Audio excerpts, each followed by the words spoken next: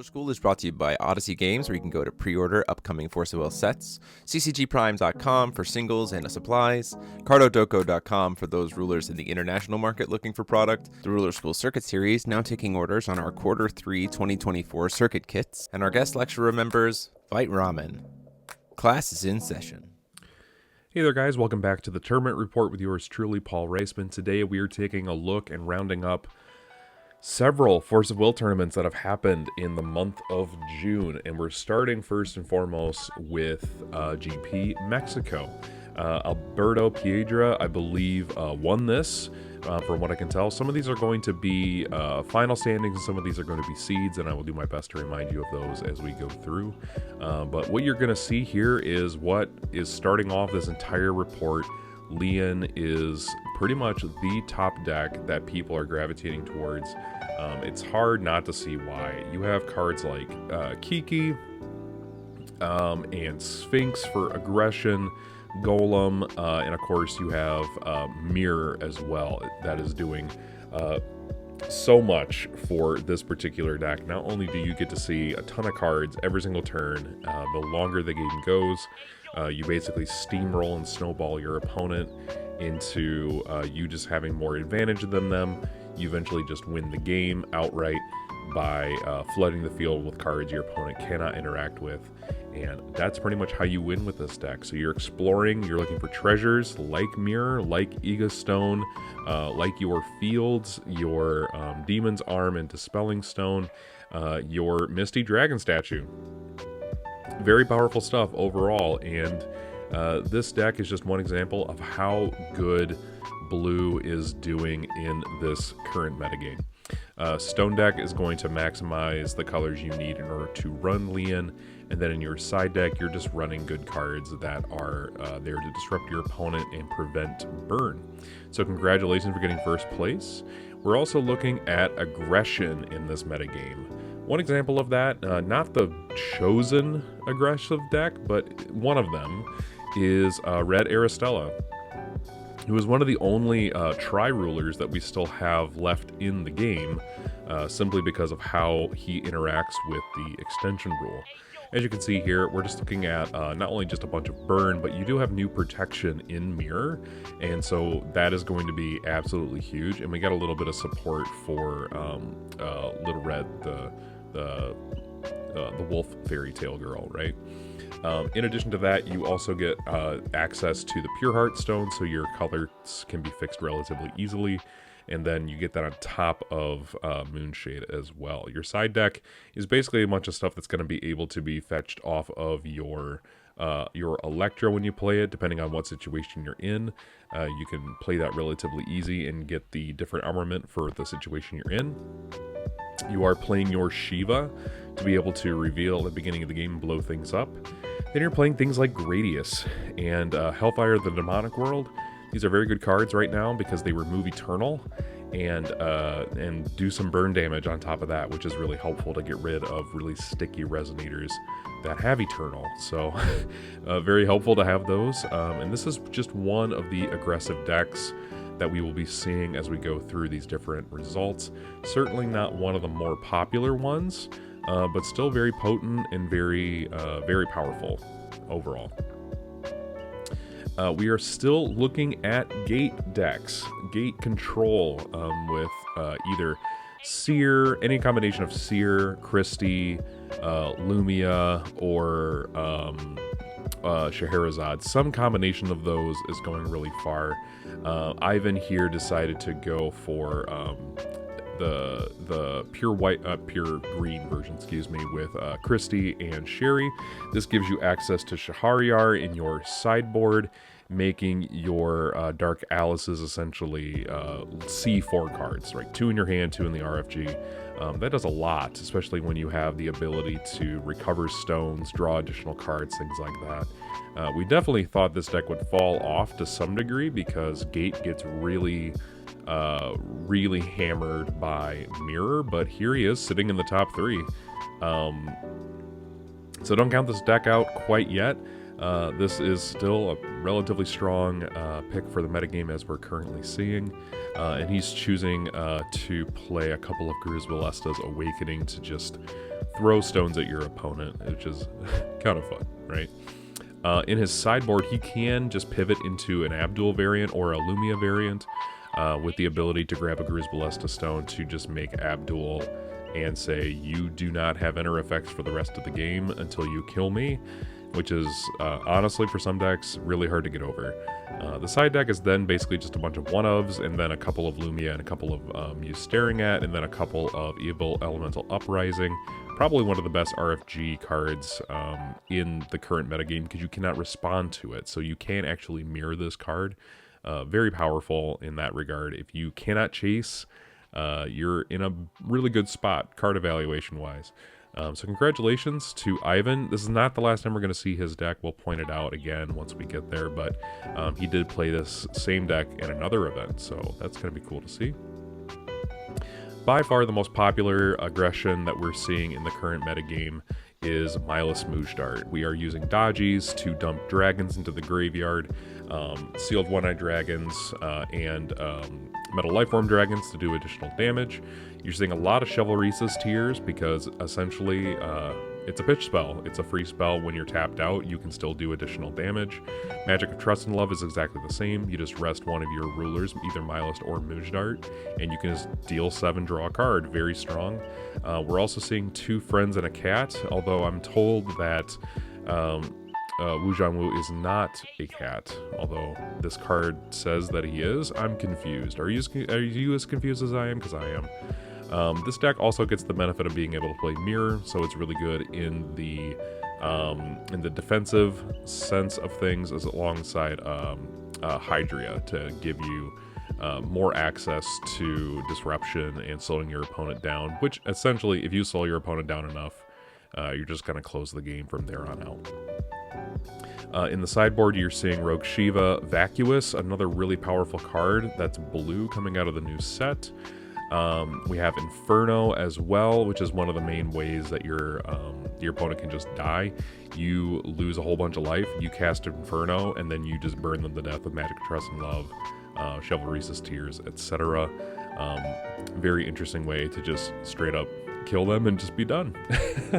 We're also seeing Mirage Spirit.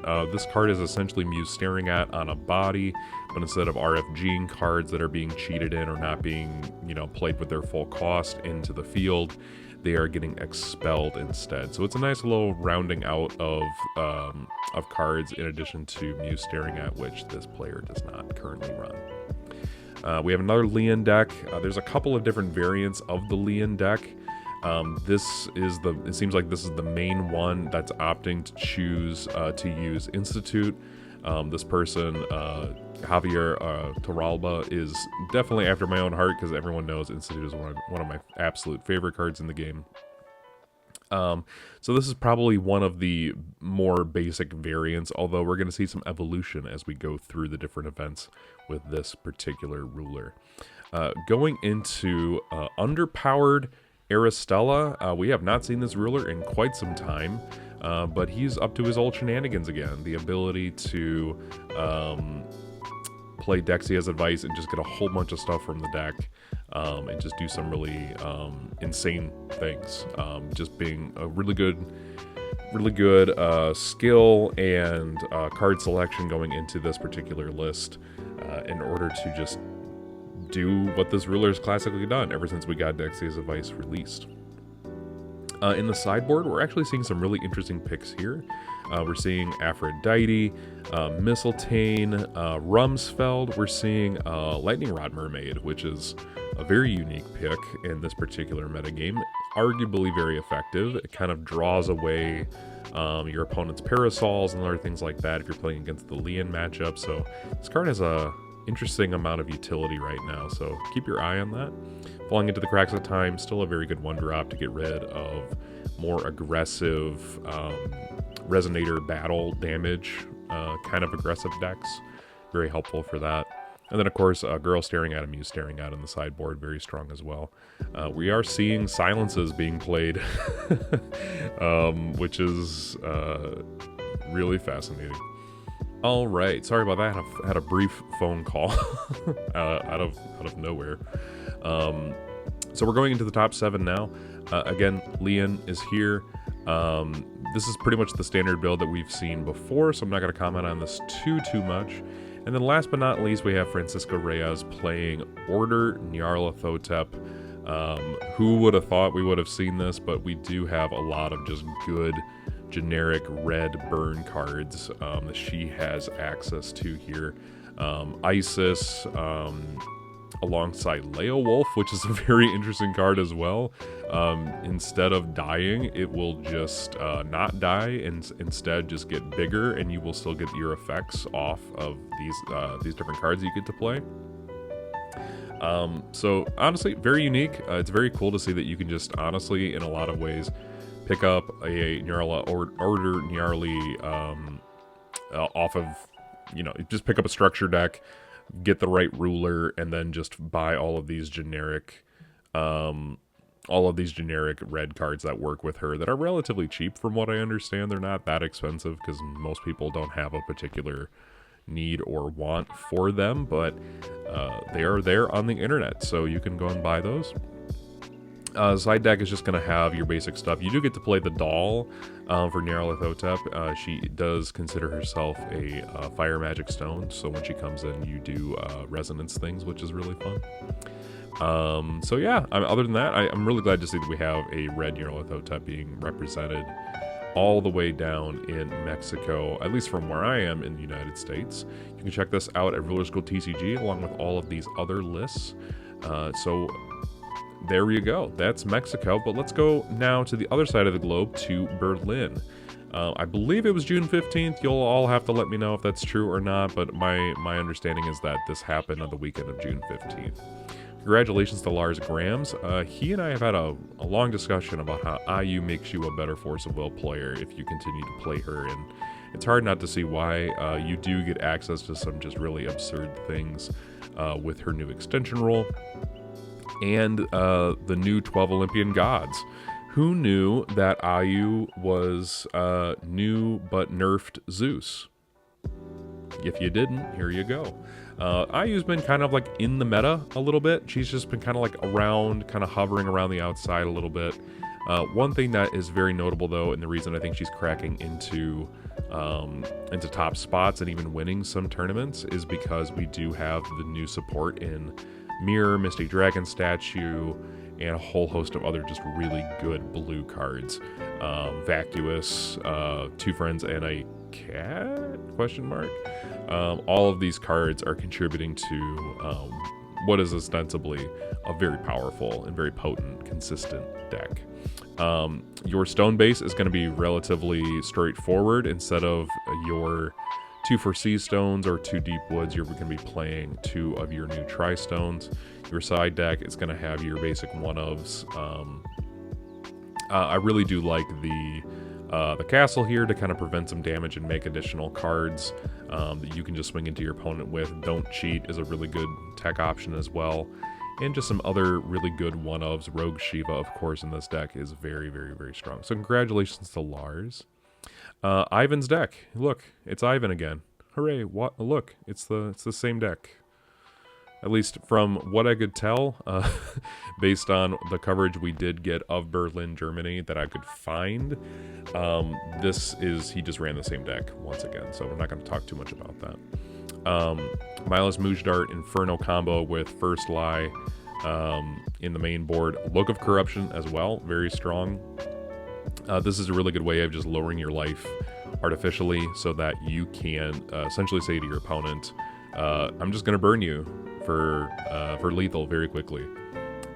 That's pretty much the deck. I don't know what else to say. You can pivot into an Almerius variant if you really want to, especially going into game 3 in like in your last round or so, even top 8. Just having Almerius to be able to say, I'm going to start at 7, you're going to start at 40.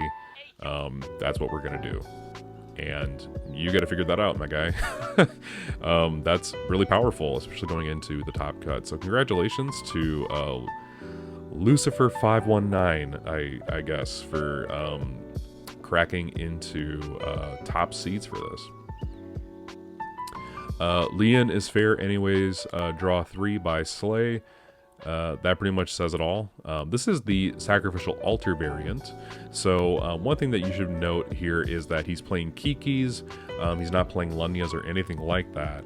And so if you do end up exploring and finding a Kiki and doing some other things alongside your normal gameplay, and you're going to have a lot of little bodies that you can just sacrifice to Sacrificial Altar. You get 4 counters. You find yourself playing an Electra and just ending the game right out. That's pretty powerful. All in all, seems pretty good. I would imagine the altar would not go off nearly as much as you think it would, but it does, surprisingly. If you're able to bait out your opponent's mirrors, you can just activate this card and just be good to go. It's kind of interesting. In the sideboard, you do have access to some life gain options, as well as 4 Dispelling Stone to get rid of any of the many additions that your opponent could be playing in games 2 and 3. That's really helpful if you want to get rid of their ice shackles. Very important to recognize in this deck. So congratulations for getting into top seed for that. Nels is also playing Leon. Not a lot more going on here. Notably not playing the Sacrificial Altar variant. They are playing a couple of Sacrificial Burials, which is Sacred Burials, excuse me, which is really helpful. For ramping ahead of your opponent and just being able to get more card advantage overall. Hydria in the sideboard and some Witch of the Black Forest. Oh my gosh. I used to play Yu-Gi-Oh! Can you tell? Witch of the Fallen Kingdom. Just in there for an additional win condition and being able to fetch your Witch of Quenched Fire against Burn. This particular version was copied for 8th and 17th place. This is playing Wise Dragon. It's also playing Lunya alongside 4 Kikis and only 3 of the Spirit, so they're not rushing nearly as much. And they're playing a few other interesting cards that, you know, you would think probably don't belong in this particular deck, but they are sideboarding Celesta, which I think is really, really interesting. The sideboards for both these decks are, you know, minorly different. The one thing you want to make mention of, though, is the 4-drop Valentina, which can shuffle stuff from your opponent's RFG to the bottom of their deck, which is a really fun card to use in the mirror match for sure. Just I get a bunch of stuff now. Thank you for fueling my win condition. I appreciate it. I win now. That's pretty much what this card says. Celeste is really interesting, especially because you're basically playing a Voltron deck and you are just playing treasures, so transforming into a different ruler all of a sudden means that you get to do some really really gnarly and fun things. So congratulations to everyone who got into top cuts in Berlin. One thing we need to note, though, is that we are 1 deck list short from the top 8 here, and we are looking to, if anyone can correct the record on what happened in Berlin, these are the list to the best of our abilities, just based on the naming conventions of the deck lists themselves. If this is not the order, please let us know down in the comment section down below, and we will do as much as we can to correct those for the record on the actual website. We also had the Ruler School Circuit Series for the 22nd of June in beautiful Kalamazoo, Michigan, one of my favorite places in the entire world. Kaiden Bush wins with Leon once again. A couple of Vacuous in the main board, which I love to see. Love this card absolutely to death.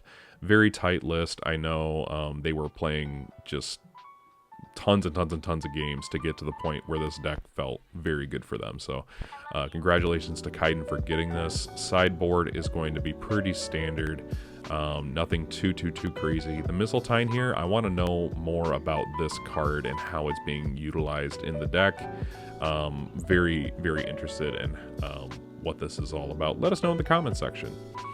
Shoutouts to Joe Carell for returning to the game after a long hiatus, but Joe is here. He is playing Bahamut Alice, and there are some really cool things you can do with Bahamut Alice. I'm curious to know why he chose this particular configuration, but he did get into top 2 with this particular deck.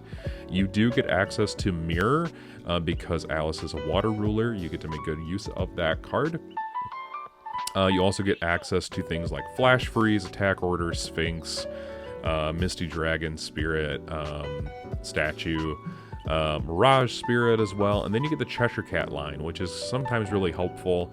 It is a 2-drop that you can just cast and gain card advantage off of, and your opponent cannot mirror it, and it's just got barrier, and it's going to do things. That's kind of what that card ultimately does, and you can be relatively aggressive with it. Spirit Fountain is here to recover any of the spirits that you place into the field, which is really, really helpful in giving them swiftness. It can also recover your Bahamut, which is probably more importantly why it's in the particular list. Sideboard, again, I love you, Joe. This is very fun. Not because of Rogue Shiva or any of the other things, but just because 4 Eye Shackles, 4 Witch of Quench Fire. I hate Burn. I hate Lian. My side deck says so. Just so funny. Absolutely love it. Rick Pia got into the top 3 with Milas, Mujdart, Burn. Running some Welsers, which I'm like, yeah, why are we not playing Welser? You do just get a cancel that works with your 6 Ages. That just kind of makes sense to me. Just even more protection alongside your mirrors. So yeah, I mean, that just makes a lot of sense to me. Side deck is, again, pretty standard. I really do love seeing Genji 10 shown in these lists all over. And then last but not least was 4th place for Marcus Neal. We have a Violet Burn. Let's go. No mirrors, but we are playing 4 Turbulence, 4 Firestorm, 3 Raging Messiah. The 4-drop Violet, or I think 3 or 4-drop Violet that just draws you more cards and you can do even more ridiculous things, and a couple setting the stage for Providence. This still here. It's still here, guys. Violet is still around. You can do things. One thing that I will notice here is we do have one particular gentleman from Chicago on the left here next to my friend Joe. And I know what deck he was playing, which, that means we taught the fish to top. Going into Converging Wills, don't worry, all of this information is on their website, but all the deck lists are on ours as well. So if you're looking for this particular list, the sourcing will be on that particular page on our website. But they did such a great job that I wanted to make sure that we actually got over to the Converging Wills website so we could look at the top 8 for the Converging Wills online. Here's your ruler breakdown. There was a lot of variety in this particular tournament. Couple of Lucy, couple Lian, couple Electra, red Electra, by the way. Lots of burn, lot of IU too. Frankly, that's a lot of IU decks in general. They did this nice little card breakdown. These are your top 5. If you could guess this, congratulations. You can mark that off your bingo card. Your popular Magic Stones, again, pretty clear to see that this is what you would expect. Cards in your sideboard are also pretty standard for what you would come to expect. These are in seed order, so I will mention the winner of this tournament overall once we get there. It's not what you expect, and if you already know, don't tell them, because it's going to blow your mind. So going into first seed, we had a Seer Bahamut. They were doing some really interesting things, and I believe this is a Lindley brother, so if they're watching this video, let me know what you were doing, the craziness you were doing down below in the comment section. But you'll notice there's Thunder of Zeus and Apollo Sphere in this particular deck, which is really ridiculous because we know who inspired that. But overall, it looks like what the deck is trying to do is it's trying to play Artillerist and then dump a Yamada next to a Raging Messiah to just do massive damage. And then Thunder of Zeus is just another potential win con for you to do that. Using Little Maria, you can get all the combo pieces you need into your hand. Mirror and Setting the Stage are going to protect you. Chivalry's Tears is just there for reach damage alongside your Sealed One-Eyed Dragon. And then you just kind of go from there. And I don't know if people know how to play against that. Your treasure deck is really interesting because you have a lot of free will in this. You get extra cards, and then you have a Polysphere, which is really helpful and useful to help you play Thunder of Zeus relatively easily without much issue. So congratulations for getting into first seed. Mindless Mujdart Burn. Stop me if you've seen this before. It's doing a bunch of life loss stuff. So with Life Zapper Chrono Gear. Yeah, not much else to say here. The sideboard pick is very variant for that particular person, but Almeria seems to be relatively standard. This is the deck that won. Was Odin on your list of decks you would see? No? Here he is. Guess what? You can just put blue stones in the deck, and all of a sudden he can run all of the stuff that Leon is running, like Mirror and Sphinx and Mirage Spirit and all these other really, really good cards. 4 of the Treasure Tree for just an absurd amount of White Will, 4 Girls Staring At, and 4 Wind of Asgard. This deck is a work of art, and the fact that it won, kind of proud. This was also, I actually think this is confirmed, the other Lindley brother, whoever was not on the Yamada combo. This is what they played. Turns out, if you order out a Mistletoe or an Artillerist, you can't mirror that one drop. Seems pretty good to me. Side deck is Rogue Shiva, and some other just really helpful things, including Mechanized Fenrir to just shut off your opponent's stuff. Very cool deck. Odin, I've been saying this for a while now. Odin is slept on. Deck is very strong, very consistent, and still messes with a lot of decks, even after 3 or some years since his release. I believe Midakun, is that m.ha? Is that you? Let me know down in the comments. I don't know people's usernames off the top of my head, but IU, once again, doing Olympians shenanigans. Very fun to see IU actually making waves here. Another Leon deck using the Wise Dragons alongside your Kikis, just for a ton of really good advantage. Really interesting use of Rebooted Death Scythe here to ramp at quick cast speed alongside Final Breeze. This package is fascinating to me. I want to know sort of the thought process behind this. I mean, I can kind of intuit it. Just Final Breeze has always been a really good card, but the idea that you could just ramp ahead of your opponent and then play cards on their turn and then Final Breeze them out of the game seems all right. I believe Leon allows you to put cards from your RFG onto the chase, which Final Breeze would prevent your opponent from doing. So kind of interesting that we're seeing Final Breeze as a tech option here. Another IU deck, I'm not going to go too crazy into that. Shumpo, friend of the channel, congratulations, buddy. Good job. Going into Nels here, playing the Sacrificial Altar variant of Leon with Electra. Sacred Burials here as well, but then we have the Believer, which is really fun to shoot with your own Parasol and deal a bunch of damage to your opponent. Very funny to just end the game. It's burn, but not in red. Speaking of burn, we have Mindless Mujdart once again, playing a couple of Last Sacred Sword alongside a Conclave, a couple of Genji Tenshon replicants, and that's a really good way of rounding out your burn package, is just being able to say, Chivalry's Tears, burn you, Last Sacred Sword for game. Very fun. Thanks to Converging Wills for putting this all together. Last but not least, I actually just found this today. GP Madrid just wound up being done on the 22nd and 23rd of June as well. All this information is going to be on our website as well, but definitely give Alejandro over in Spain OnlyFoul TCG on Patreon. Link is going to be on the website for that.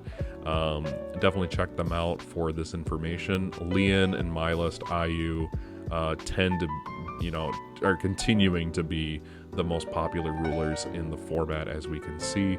That is not who won. That is going to be Olmo Fernandez winning with Zeben Tree, and doing really absurd things that I can't speak about because it's just burn shenanigans once again. Dark Tree is gonna Dark Tree. We go into the split with Alberto Berengel on Leon once again. Again, we're seeing, I believe this is just your basic Leon deck that is teching in a darkness package to be able to drain your opponent and make them lose cards. Really good for you overall because you essentially have way more cards than they will ever have because you are, in fact, just Lian.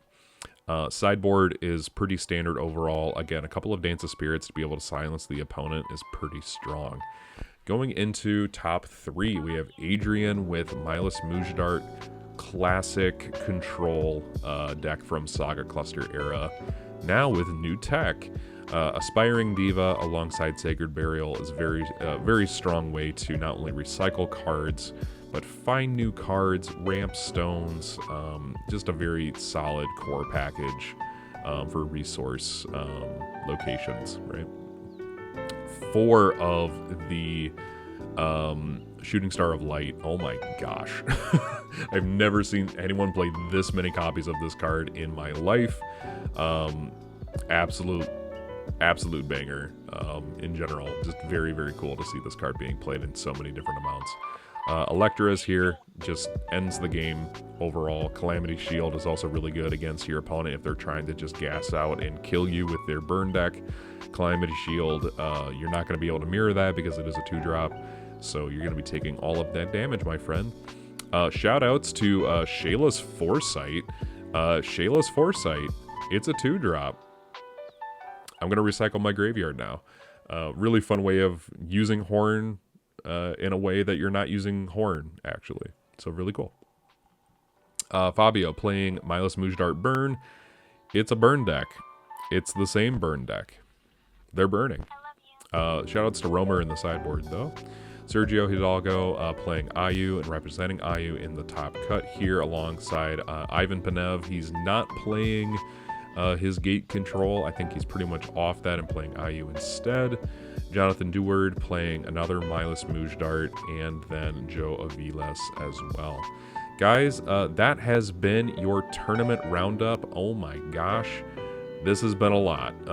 So much going on here, from Mexico to Berlin to Madrid to Kalamazoo. The largest city in Michigan, Kalamazoo, for sure. Yeah, this has been a really cool way of just taking a slice of the metagame and just seeing what's going on with it. But let me know what you guys think down in the comment section down below. Visit us at rulerschooltcg.com for all of these deck lists under the tournament tab here. You're going to want to go to tournament results. Those are going to be updated with every new tournament that we see. This is where you can find all of your different deck lists across Force of Will's history. With all that being said, guys, this has been Paul. I'm this guy right here. I'm super happy. It's super happy you've been here to join us. And until next time, this has been Paul signing off.